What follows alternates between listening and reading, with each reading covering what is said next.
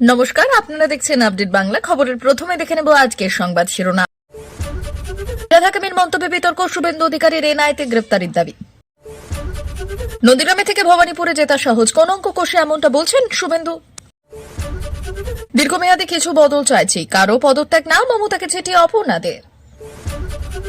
আবারও প্রত্যেকের ব্যাংকে 10,000 করে টাকা ঢুকতে চলেছে। পঞ্চায়েতের অনুমতি দরকার নেই, সহজ হচ্ছে বাংলার বাড়ি প্রকল্পের কাজ। চেয়ারম্যান রিলিফ ফান্ডের টাকা নিজের কাছে খরচ, অবশেষে ভবানী ভবনে সিআইডির মুখোমুখি অর্জুন সিং। সিবিআই এখন প্রতিপক্ষ, তিলোত্তমার বাবা মার সেটিং নিয়ে বিস্ফোরক অভিযোগ। বাংলার মৎস্যজীবীদের ওপর বাংলাদেশে নিপীড়ন, মমতার অভিযোগ উড়িয়ে কড়া বিবৃতি ঢাকায়। আসছে বিস্তারিত খবরে। নন্দীগ্রামে থেকে ভবানীপুরে জেতা সহজ বললেন শুভেন্দু অধিকারী। বাংলাদেশের বর্তমান প্রেক্ষাপটে হিন্দু নির্যাতন, সেই সঙ্গে জঙ্গি কার্যকলাপের সঙ্গে পশ্চিমবঙ্গের নাম জড়িয়ে যাওয়া, এহেন আবহে হিন্দুদের ধ্বজাকে আরও ঊর্ধ্বে তুলেছেন শুভেন্দু অধিকারী। বিগত সপ্তাহে তার একটানা কর্মসূচি দেখে এমনটাই বলছেন রাজনৈতিক বিশ্লেষকরা। তার সঙ্গে সাজুজো রেখে এই কথা বলেছেন নন্দীগ্রামের বিজেপি বিধায়ক মত ওয়াকিবহাল মহলের বড় অংশে। নন্দীগ্রামে 65% হিন্দু ভোট, তাতেই মমতা বন্দ্যোপাধ্যায়কে হারিয়ে জয়ী হয়েছিলেন শুভেন্দু অধিকারী। তার তুলনায় ভবানীপুর বিধানসভায় অমুসলিম ভোট 15%-এর মতো বেশি, অর্থাৎ 80% অমুসলিম ভোট রয়েছে। সেই তুলনাকে সঙ্গে করে রাজ্য বিধানসভার বিরোধী দলনেতা নন্দীগ্রামের তুলনায় ভবানীপুর সহজ বলে মনে করেছেন। তবে শুধু অমুসলিম ভোট নয়, ভবানীপুরে রয়েছে অবাঙালি ভোটার, যারা বরাবর ধুকে থাকে বিজেপির দিকে। এমনটাই বললেন রাজনৈতিক বিশ্লেষকদের বড় অংশ। শুধুমাত্র অমুসলিম ভোট, অবাঙালি ভোট নয়, 2024 সালের লোকসভা ভোটে ভবানীপুর বিধানসভার 8টি ওয়ার্ডের মধ্যে 5টি ওয়ার্ডে বিজেপির এগিয়ে থাকার ভরসা যোগাচ্ছে শুভেন্দুকে। যদিও 3টি ওয়ার্ডে এগিয়ে থেকে সামগ্রিকভাবে লোকসভা ভোটে ভবানীপুর 271 ভোটে লিড পেয়েছিলেন তৃণমূলের মালা রায়। পরিস্থিতির বদল হয়েছে। আরও হিন্দু ভোটাররা বর্তমানে প্রেক্ষাপটে ঐক্যবদ্ধ হবে বলে ঘনিষ্ঠ মহলে বারবার বলছেন শুভেন্দু অধিকারী। লোকসভার ভোটের পরিসংখ্যান আর হিন্দুদের ঐক্যবদ্ধ হওয়া, এই দুই জোড়া ফলায় ভর করেই ভবানীপুর জয়ের দাবি করেছেন শুভেন্দু অধিকারী। যদিও তৃণমূল কংগ্রেসের বক্তব্য, লোকসভা আর বিধানসভার ভোটের প্রেক্ষাপট আলাদা হয়, তাই যে ব্যবধান লোকসভায় হয়েছিল তার কয়েক গুণ ব্যবধানে ঘাসফুল প্রার্থী হবেন ওই আসন থেকেই। 2021 সালে সেপ্টেম্বর মাসে উপভোটে 72% ভোট পেয়েছিলেন মমতা বন্দ্যোপাধ্যায়, জিতেছিলেন 58,832 ভোটে। আবারও বিধানসভা ভোটে তৃণমূল বিপুল ভোটে ওই আসন থেকে জয়ী হবে বলে দাবি করেছেন রাজ্যের শাসক শিবিরের নেতৃত্বে। সেই সঙ্গে শুভেন্দু অধিকারীও দাবিকে আকাশ কুসুম কল্পনা বলে কটাক্ষ করেছে তারা। রাজ্যের সাম্প্রতিক পরিস্থিতি দেখে আশ্বস্ত হতে পারছেন না অপর্ণা সেন। নারীর নিরাপত্তা সুনিশ্চিত করতে তাই মমতা বন্দ্যোপাধ্যায়কে খোলা চিঠি ধরালেন নাগরিক চেতনা মঞ্চ। অভিনেত্রী পরিচালক অপর্ণা মঞ্চের তরফেই সাংবাদিক বৈঠক করে খোলসা করেছেন স্কুলের পরিসর থেকে কর্মক্ষেত্রে মেয়েদের নিরাপত্তা সুনিশ্চিতকরণে কি কি ব্যবস্থা নেওয়া যেতে পারে তার সুপারিশ রয়েছে চিঠিতে। জানান, নারীরা বাংলা নিরাপদ বলে দাবি করা হলেও ধারণা আর বাস্তবের মধ্যে অনেক ফারাক রয়েছে। বৃহস্পতিবার বেলার দিকে সাংবাদিক বৈঠক করে নাগরিক চেতনা মঞ্চের সদস্যরা মঞ্চের তরফে অপর্ণা সেন খোলা চিঠিটি তুলে ধরেছেন। তার কথায়, যে সরকারই আসুক না কেন, যে দলেরই সরকার হোক না কেন, তাদের বলতে হবে যে এভাবে চলবে না।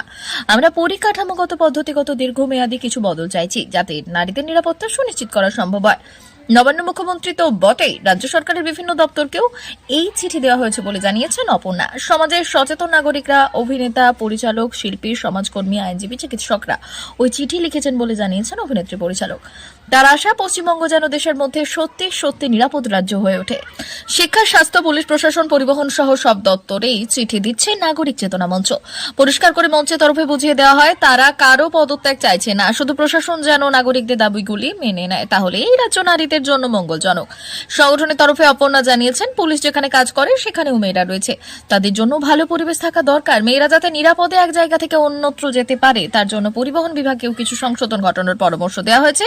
এছাড়া স্কুলে লিঙ্গ সচেতনতা তৈরির জন্য প্রয়োজন বলে জানিয়েছেন তিনি। পশ্চিমবঙ্গের কৃষকদের উদ্দেশ্যে দুর্দান্ত খুশির খবর শোনালেন মুখ্যমন্ত্রী মমতা বন্দ্যোপাধ্যায়। মুখ্যমন্ত্রী জানিয়েছেন, এবারের কৃষক বন্ধু প্রকল্পের আওতায় বরাদ্দ টাকার পরিমাণ অনেকখানি বাড়ানো হয়েছে। সেই সঙ্গে তিনি এও জানিয়েছেন যে 2024-25 রবি মরশুমের কৃষক বন্ধু প্রকল্পের টাকা আগামীকাল থেকেই বাংলার প্রতিটি কৃষকের ব্যাংক অ্যাকাউন্টে পাঠানো শুরু করে দেবে রাজ্য সরকার। গতকাল অর্থাৎ বৃহস্পতিবার নবান্ন অফিসে অনুষ্ঠিত এক সাংবাদিক বৈঠকে এই কথাই ঘোষণা করেছিলেন মুখ্যমন্ত্রী। এই কথা শোনার পর থেকে আমাদের রাজ্যের কৃষকদের মধ্যে আনন্দের ঝড় উঠেছে।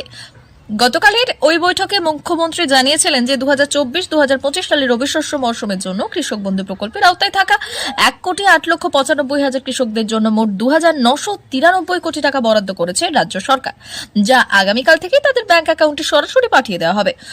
মুখ্যমন্ত্রী জানিয়েছেন, কেবলমাত্র 2024 সালের মধ্যে কৃষক বন্ধু প্রকল্পের আওতায় থাকা পশ্চিমবঙ্গের কৃষকদের সব মিলিয়ে মোট 5,859 কোটি টাকা প্রদান করল রাজ্য সরকার।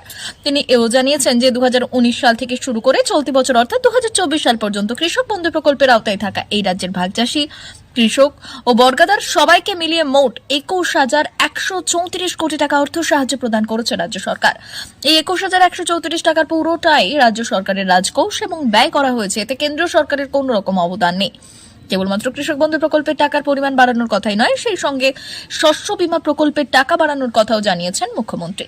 তিনি বলেছেন, শস্য বীমা প্রকল্পের আওতায় থাকা 1,02,00,000 কৃষককে চলতি বছর অর্থাৎ 2024 সালে 3,221 কোটি টাকা অর্থ সাহায্য প্রদান করেছে রাজ্য সরকার। এমনিতে বাংলার কৃষকদের জন্য শস্য বীমা প্রকল্পের আওতায় নাম নথিভুক্ত করার সময় দেওয়া হয় সেপ্টেম্বর মাস পর্যন্ত। তবে এই বছরের ডানার মতো প্রাকৃতিক দুর্যোগের কারণে সেই সময়সীমা বাড়িয়ে নভেম্বর মাস পর্যন্ত করেছে রাজ্য সরকার। সারা পশ্চিমবঙ্গ জুড়ে ইতিমধ্যে শস্য বীমা প্রকল্পের ক্যাম্পও করা হয়েছে। সেই ক্যাম্পে সারা রাজ্য থেকে মোট 65 লক্ষ কৃষক নিজেদের নাম নথিভুক্ত করেছেন। অন্যদিকে আমাদের রাজ্যে আলুর দাম দিনে দিনে ক্রমশ বৃদ্ধি পাচ্ছে, আর সেই নিয়েও চরম দুশ্চিন্তা প্রকাশ করেছেন মুখ্যমন্ত্রী মমতা বন্দ্যোপাধ্যায়। তিনি জানিয়েছেন, এই অস্বাভাবিক হারে আলুর দাম বৃদ্ধির পেছনে একটাই কারণ রয়েছে, তা হলো আমাদের রাজ্যে উৎপাদিত আলু বাইরের রাজ্যে বেশি দামে বিক্রি করে দেওয়া হচ্ছে। মুখ্যমন্ত্রী বলেছেন, পশ্চিমবঙ্গে উৎপাদিত আলু এই রাজ্যের মানুষ খাওয়ার পর যদি বাঁচে তবেই তা বাইরের রাজ্যে বিক্রি করা যাবে। বাংলার কৃষকদের শস্য চাষ করার জন্য শস্য বীমার টাকা দেয় রাজ্য সরকার, আর সেই টাকা দিয়ে আলু চাষ করেছেন এই রাজ্যের কৃষকরা। সেই কারণে এই রাজ্যে উৎপাদিত আলু বাংলার মানুষ খেতে পাবে না, তা অন্য রাজ্যে বিক্রি করে দেওয়া হবে। একেবারেই মেনে নেবেন না মুখ্যমন্ত্রী। পশ্চিমবঙ্গে প্রধানমন্ত্রী আবাস যোজনার দুর্নীতির অভিযোগ ওঠার পর টাকা দেওয়া বন্ধ করে দিয়েছে কেন্দ্রীয় সরকার। রাজ্য সরকারই এখন আবাস প্রকল্পের টাকা দিচ্ছে। তবে এই প্রকল্প নিয়েও অনেক অভিযোগ উঠেছে। শহরাঞ্চলে বাড়ি তৈরি করতে হলে পুরসভার অনুমতি দরকার, গ্রামে বাড়ি তৈরি করতে হলে পঞ্চায়েতের দরকার। তবে বাংলার বাড়ি প্রকল্পের জন্য পঞ্চায়েতের অনুমতি দরকার নেই, এমনই জানিয়ে দিল পঞ্চায়েত দপ্তর।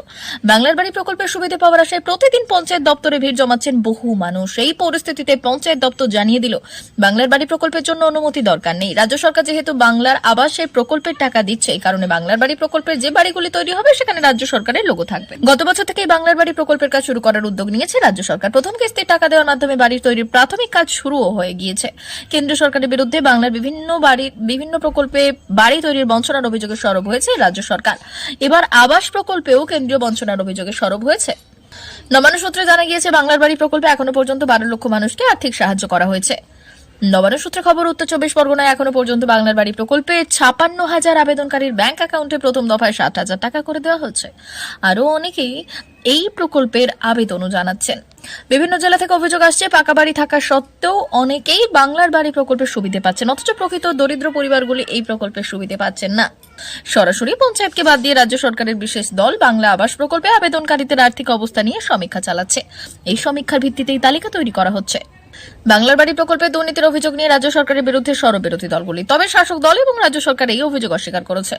ভাটপাড়া পুরসভায় চেয়ারম্যান রিলিফ ফান্ডের টাকায় বেনিয়মের অভিযোগ উঠেছে। সেই মামলায় এবার রাজ্য পুলিশের গোয়েন্দা সদর দপ্তর ভবানী ভবনে তলব করা হয়েছে ব্যারাকপুরের প্রাক্তন সাংসদ তথা তৎকালীন পুরসভা চেয়ারম্যান অর্জুন সিংকে। গোয়েন্দা তলবের পরে আজ বৃহস্পতিবার তদন্তকারীদের মুখোমুখি হবেন বিজেপি নেতা অর্জুন সিং। এদিন সকালে জগদ্দলের নিজের বাসভবন থেকে ভবানী ভবনের উদ্দেশ্যে রওনা হয়েছেন তিনি। প্রসঙ্গত, একাধিক মামলার পরিপ্রেক্ষিতে অর্জুন সিং এবং তার ছেলে ভাটপাড়ার বিধায়ক পবন সিংকে বারবার পুলিশি নোটিশ পাঠানো হয়েছে। সূত্রের খবর, ভাটপাড়া পুরসভার চেয়ারম্যান থাকাকালীন চেয়ারম্যান রিলিফ ফান্ডের টাকা ব্যক্তিগতভাবে কাজে লাগানো হয়েছে, আর এই অভিযোগ উঠেছে প্রাক্তন সাংসদ অর্জুন সিং এর বিরুদ্ধে। আর সেই মামলায় বৃহস্পতিবার ভবানী ভবনে টাকা হয়েছে তাকে। ইতিপূর্বে একাধিক তলব এড়িয়েছেন তিনি। সেই পরিপ্রেক্ষিতে আজ তদন্তকারীদের মুখোমুখি হচ্ছেন প্রাক্তন সাংসদ অর্জুন সিং। ভবানী ভবনে যাওয়ার আগেই তিনি বলেছেন, রাজনৈতিক স্বার্থ চরিতার্থ করতে বারবার আমাকে পুলিশ দিয়ে হেনস্থা করার চেষ্টা করা হচ্ছে। চেয়ারম্যান রিলিফ ফান্ডের টাকা থেকে অনেক সময় গরিব মানুষের সাহায্য করা হয়েছে। এমনকি মমতা বন্দ্যোপাধ্যায় সরকার যখন কর্মীদের বেতন দিতে পারতেন না, চেয়ারম্যান রিলিফ ফান্ড থেকে মাইনে দেওয়া হয়েছে। বারবার ভবানী ভবন থেকে ডেকে গাড়ির তেল আমায় নষ্ট করিয়েছে। এরা এবার সুপ্রিম কোর্টে যেতে হতে পারে। ঠিক 5 মাস কেটেছে। গত বছরের 9 আগস্ট আরজিকরের সেমিনার হল থেকে তাদের মেয়ের দেহ উদ্ধার হয়েছিল। আর আগামী 18 জানুয়ারি রায় ঘোষণা করবে শিয়ালদা আদালত। আর তার আগেই সিবিআইকে নিশানা করে সরব হলেন তিলোত্তমার মা বাবা। সিবিআইয়ের সঙ্গে রাজ্য পুলিশের আঁতাতের অভিযোগও তুললেন তারা। 18ই জানুয়ারি তিলোত্তমা ধর্ষণকাণ্ডে রায় ঘোষণা করবে শিয়ালদা আদালত। এদিন এই খবর পাওয়ার পর খুব একটা খুশি হলেন না তিলোত্তমার বাবা মা। তিলোত্তমার বাবা বললেন, বিচারের প্রথম সিঁড়ি পার করতে পেরেছি। 18 তারিখ যে রায় আসুক না কেন, আমরা তো আরো তদন্তের জন্য হাইকোর্ট, সুপ্রিম কোর্টের দ্বারস্থ হয়েছি।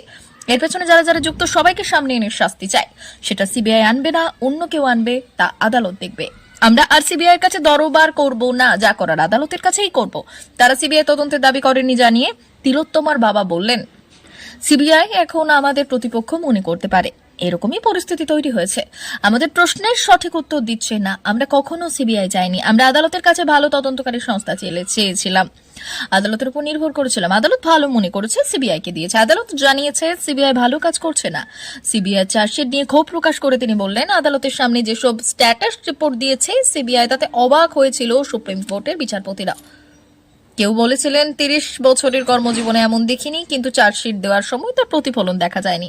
কলকাতা পুলিশ যা করেছিল তাতে শিলমোহর লাগিয়ে একটা ঢিলে ঢালা চার্জশিট নিম্ন আদালতে দিয়েছে। একই সঙ্গে তার বক্তব্য, সিবিআই 5 মাসে কিছু করেছে বলে মনে হয় না। সিবিআই তো কোনো ব্যাপার রয়েছে, তবে তিনি আশাবাদী এরপর আদালত যেমন নির্দেশ দেবে তেমনই কাজ করবে সিবিআই।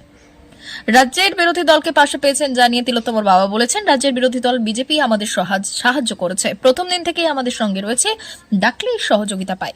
রাজ্য পুলিশের সঙ্গে সেটিং নিয়ে বিস্ফোরক অভিযোগ করেছেন তিলোত্তমার মা। তিনি বলেছেন, রাজ্য পুলিশ যা করেছিল 5 মাসে সেটাতেই তকমা লাগিয়েছে সিবিআই।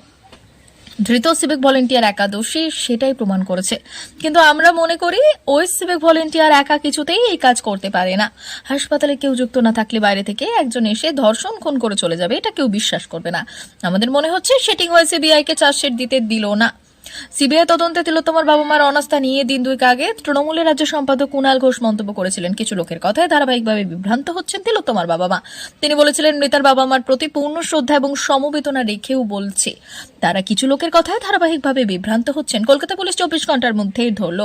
তারা বললেন, আমরা সিবিআই চাই, সেই মতো বিসিসিআই তদন্ত করছে, এবার সিবিআই তদন্ত করে কলকাতা পুলিশ যাকে ধরেছে সেই ধরাটাকে ন্যায্য বলেছে। এবার তারা তা মানতে পারছেন না। একই সঙ্গে কুণাল অভিযোগ করেছেন, মৃতার বাবা মাকে সামনে রেখে তাদের আবেগকে বিভ্রান্তিকর পথে চালিত করে ধৃত সিভিক ভলেন্টিয়ারকে বাঁচানোর খেলা চলছে। প্রিয় দর্শক, এখনকার মতো খবর এই পর্যন্তই। ধন্যবাদ।